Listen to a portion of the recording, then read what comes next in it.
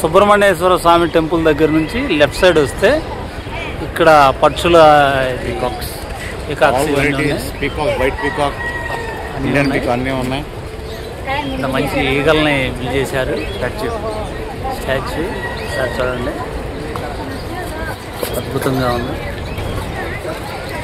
పక్కన హనుమాన్ కొత్తగా గుడి కట్టారు. హనుమాన్ విగ్రహం కూడా ప్రతిష్ఠ చేశారు. సూపర్గా ఉంది. ఎందుకంటే ఇక్కడ 10% ఆఫ్ పీపుల్ ఇండియన్స్ ఉంటారు కాబట్టి గుడి కూడా కట్టుకునే.